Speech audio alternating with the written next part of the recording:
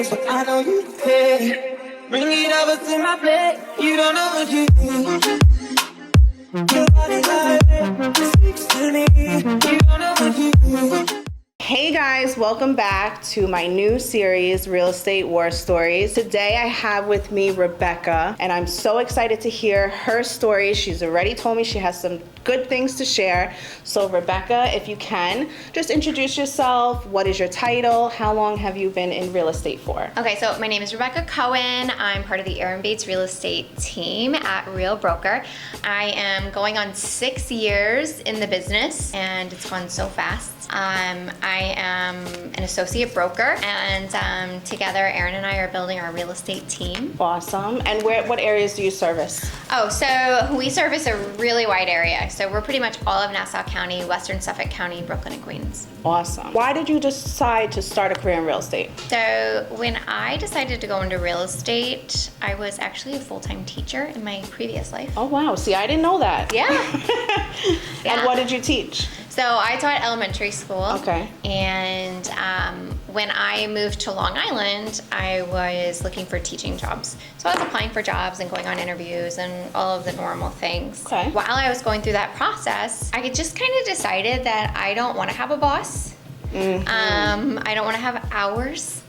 You know, I want to make my own decisions, make my own schedule, work for myself. And real estate had always appealed to me. And I'm sure like there are so many people in your audience that would agree that like real estate always seems like glamorous, right? On TV. Yeah. So it always seemed like something I wanted to do. And when I started, I luckily had a great mentor to help me learn. That's key. And fell in love with things about this business that I never even realized were true. I love it. And I could say too, like being your own boss, it's not easy, but I don't think I could ever go back to a 9 to 5 either. I love what I do now as well. So Yeah. let's just get into it then. What is your most memorable war story or war stories that you want to share today? I would say that my least favorite day in real estate. Oh man, okay, I can't wait to hear this. So we are in a COVID summer, right? Summer Okay. of 2020. Got lots of rules that we have to follow. It is difficult, right? Our job was difficult that year. It was very, very challenging. So we have this house, we list this house, right? And that was after like months of working with the seller to get ready to list the house, right? So finally we get to the point, we're listing the house. Crazy week, absolute crazy week. So we're doing photos. We really kind of like set expectations in advance with our clients, you know, and we tell them like, hey, we're gonna do a photo appointment. It's gonna take about 2 hours. We're gonna do photos, videos, floor plan. It's a lot. It's good if the house is as empty as possible of people because it's a lot to work around. Meanwhile, like 7 or 8 people lived in this house. It was like they were all there the whole time and for the photo appointment. And they kept walking in the shots while the photographer's trying to like do his job. Over and over again. So they just kept like walking through the room. Oh, I'm gonna grab a cup of coffee. I'm gonna go to the bathroom. And we are like sweating, right? We're moving stuff from room to room because our whole goal is to make sure this house looks beautiful. So photo appointment took forever. I think we were there for like 5 hours. Oh my The sun is going down. I'm calling the babysitter. I'm like, hey, still here, you know, like, you know, when you get a sitter for like 2 hours and then all of a sudden it turns into 4 or 5, it's like, sorry, I'm still here. So it was absolutely crazy just from the beginning of that. So anyway, so then we list the house, we get it on the market, we've got a bazillion showing across, right? Interest rates are phenomenal. This is a 2-family house. It's huge. It's very, very desirable. We are getting so many phone calls for this house. Like our phone does not stop ringing. And reminder, Sellers- this is a time that bidding wars were going on Yeah. in the market. Yeah, sellers were not really very open to showings. I mean, they wanted to sell their house, right? But they didn't really want to accommodate a whole bunch of showings. They don't want a whole bunch of people going through the house, right? Which is understandable. So that's kind of like the story of what we were dealing with during that COVID summer, right? You have sellers who don't want a ton of people in their house, but they also want to sell their house for an amazing price. It's very hard to find the right balance of both during that time. So open house time, right? Open house, we schedule like a 3-hour open house. We show up an hour or two before the open house actually begins to do some private showings. Very, very difficult still getting the sellers to actually leave. And so open house begins, right? We've got a line, like an hour before it begins, we have a line out the door, down the block. Neighbors are getting mad because all the cars are parked in the street. I think there might've been like a fight outside because somebody parked in front of somebody's driveway or something. It was absolute madness. So this is a 2-story house with a basement. So we have 3 agents, right? We got 3 of us. We have me on the top floor, Aaron on the middle floor, and another agent in the basement, so that we can make sure that we're walking everybody through. We're wearing masks, we're wearing booties on our shoes, we're wearing gloves.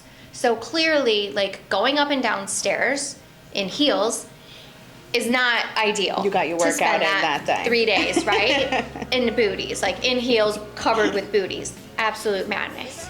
Hundreds of people, I think it was like 250 people came through this open house. Wow. And they were all like big parties too, because it was a really big house. So it was perfect for like somebody who wanted to move their parents in with them, or some, you know, like extended families. Hundreds of people are going through. I am like sweating. I am wearing heels. And it's the And summertime. a mask. It's summer. Gloves. I'm sweating. We've got a loan officer out front signing everybody in.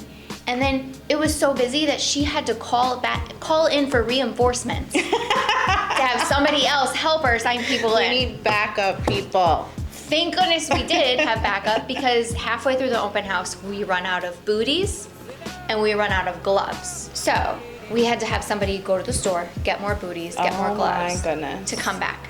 Meanwhile, some people did scoot into the house gloveless. The minute that happens, hello? Sellers are calling us. Why is that person in my house with no gloves on? Well, they have a camera in the house? Cameras. So they're watching us on the cameras the whole time. And then suddenly there are children in our house. We don't want children in our house. Oh my God, did they mention any of this like prior to? You know, we told them we're gonna have people wear gloves, we're gonna have people wear booties, but we ran out and we were still trying to file people in so that we could finish the open house. So it's like, okay, and we're still gonna clean everything. So it's like a few people came in without gloves on. Should be okay, right? So they're called. So then this is where it starts. They start calling us every time something isn't like perfect, right? So they suddenly like, oh, children carry germs. We don't want children in the house. Wow. Like, okay, so then we start having people like have their children wait outside. You know, somebody went in without gloves. Somebody touched a chair. All of these things. So it's just like absolute insane. We're already under harsh conditions, and then the seller is kind of being a little bit over the top in the phone calls. Got a line down the block. It was just absolute craziness. We generated so many offers for this house. I think it was over 20 offers. Wow. All of them well over asking price. Good prompt to have. $50,000 to $100,000 over the asking price. And it was like these people still were not even happy. Oh wow. It was absolutely insane. And really, like, I gotta tell you, like, we did an awesome job. We did our job, sounds like you we guys did it did. really, really awesome. We did everything we said we were gonna do. We did every single thing we set out to do. But, you know, that just goes to show that sometimes you're working with people that you're just never gonna make happy. And I think that's in every industry, don't you agree? Cannot please everybody. Right, like whether you're serving them coffee, you're not gonna please everybody. Whether you're selling their house, you're not gonna please them, or, you know, whatever, you're renovating their bathroom. Some people are just not, you know, not the type of people that you're gonna make happy all the time. And I think that was one of those cases. Well, given that story, especially being an agent that went through COVID and you know, I'm sure you've seen a lot in your years. What is one thing that you wish that you would have known when you first started your career that you thought would maybe be helpful now? So, gosh, there's so many things. But I think that overall, working in real estate is nothing like you see on TV. And I think that's the biggest thing. TV really like glamorizes what we do. And I would love to say that it's glamorous all the time. Oh yeah, I'm just like dressing up, wearing heels, going to lunches and selling houses. That's not the reality of it at all, right? It is not. Real estate is like, sometimes it's like late nights in your pajamas on the computer doing paperwork. It is lots of phone calls, returning people's calls. Our phones go off all day. It is like speed texting all the time. a lot of organization. So like when you're in real estate, you're really like, you're managing a business. So you are an entrepreneur, you are managing a business, you are showing houses, you're doing sales, you're closing transactions. So you're doing like every single step of a process. And that can be really challenging until you get to the point where you can add people to your team to take over some of those steps. So it's nothing like really what you see on TV. It's not selling Sunset at all. It's not. In any way. We also don't have it that much drama. Thank God. Yes. Well, that's great. I appreciate you sharing the story. If our followers and listeners want to reach you, if you want to drop your socials, Instagram, or whatever else you have, you can go right ahead and do that. Okay, so if you want to follow me and my team, you can follow us at Erin Bates Real Estate. You could also follow me personally at RebeccaCohen.realtor. And you can find me on TikTok, the OG Realtor Mom. The OG Realtor Mom. I love it. All right, guys. Thank you so much for listening. Stay tuned. We got some more coming up for you.